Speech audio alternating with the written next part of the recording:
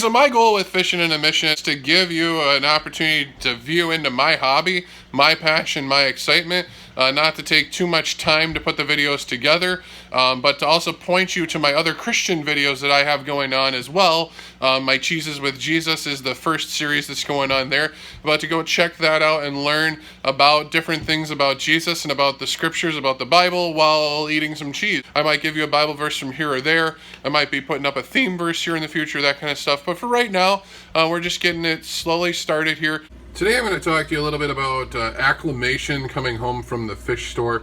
You'll notice that we're looking here in a 20 gallon that shows through into the 75. So it looks like there's a lot more fish in here right now than there are.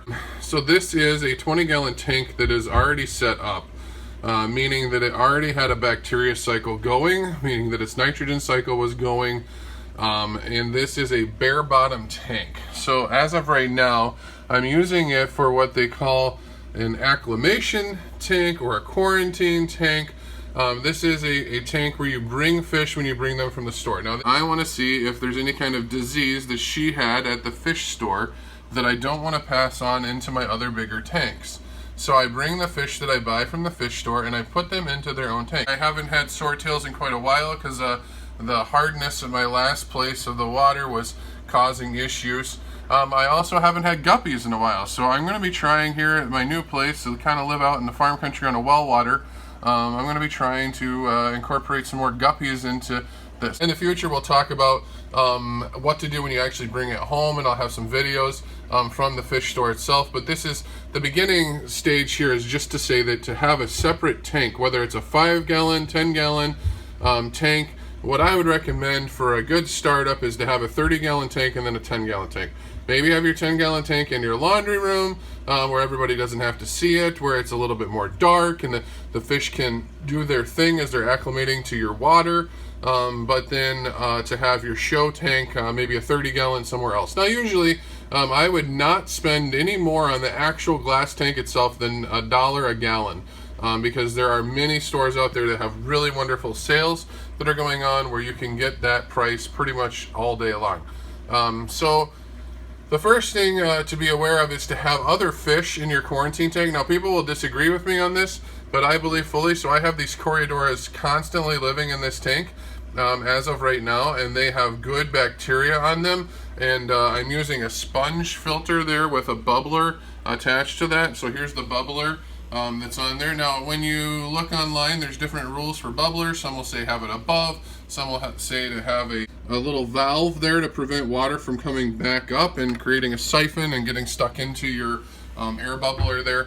So those are some things to just be aware of, but then and also to have a heater in there to keep it at a constant temperature. Now the heaters in all of my tanks here, all of those heaters are matching each other and are on the same particular heat. Okay, so this tank has got a bunch of those Cardinal Tetras that you see swimming in the back there with the blue and the red across the belly.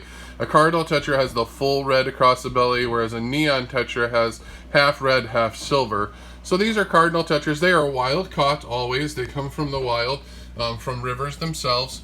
And these guys have been in the tank for a couple of weeks now. So the bigger ones, you'll notice that some of them are bigger and some of them are smaller. I think there's about 3 big ones in this group, and then the rest of them were smaller. The big ones were in this tank already, and because of my last Colombian shark that I had, if you want to know what a Colombian is, there's a Colombian shark right there.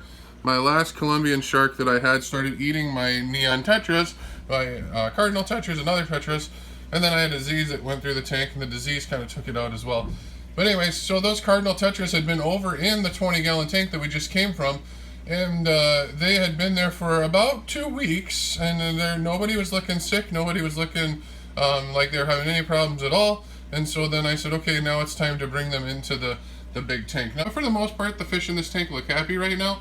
Things are going fairly well. And so I can tell that they've acclimated real nice. They've been in here for, like I said, a week or two, and they came out of that quarantine tank and went into here.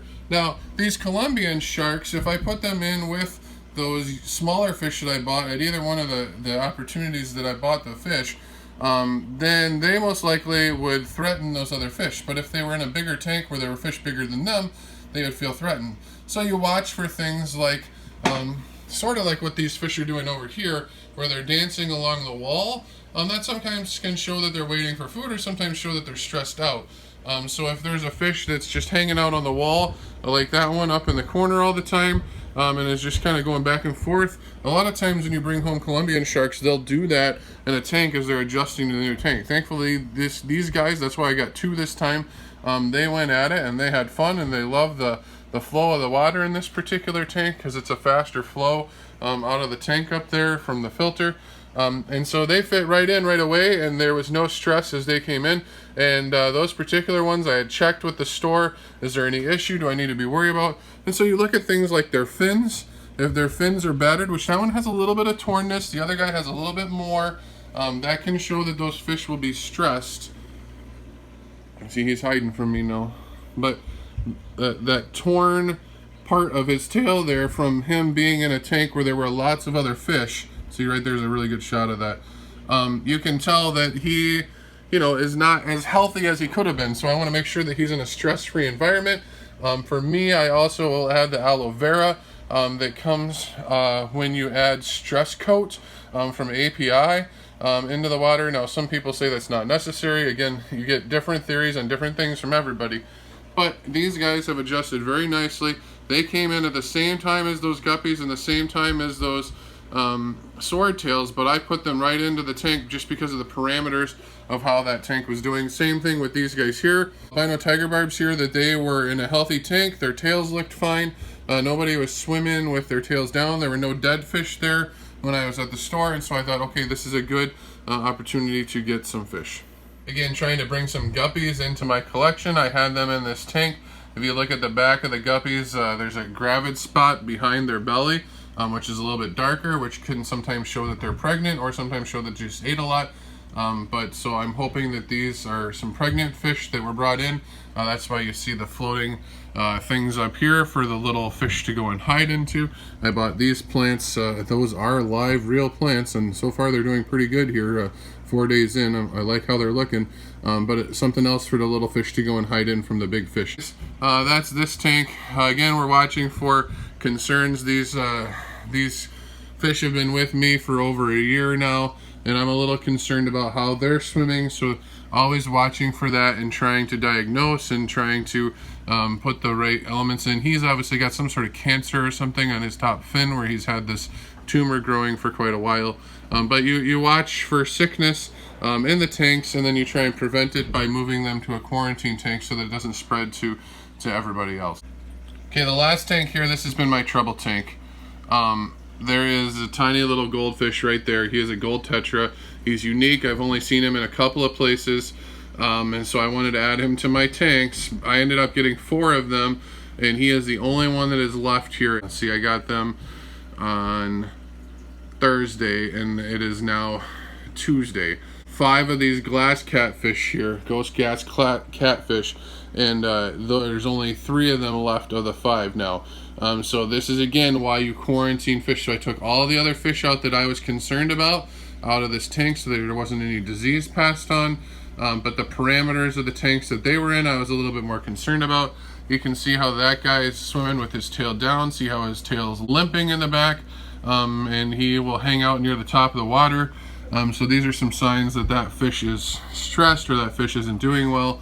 Whereas the fish below him is not, his tail doesn't wave quite as much, as low as the other guy's does, and he seems to have a little bit more energy and enthusiasm as he's swimming about the tank. So excited that this gold one is looking so good today, although the other guys looked good that way as well, and then they ended up dying on me. So I'm hoping he lasts here another couple of days and can transition into the big tank and at least be a win in that department. And then also finding out from your fish stores what their policies are about bringing fish in. Some stores do a really good job of giving you a full refund up until like a week or a certain period of time as the fish are transitioning, as long as you can prove to them that the water parameters at your place were quality and everything was going well. Thank you so much for watching Fishing with a Mission today.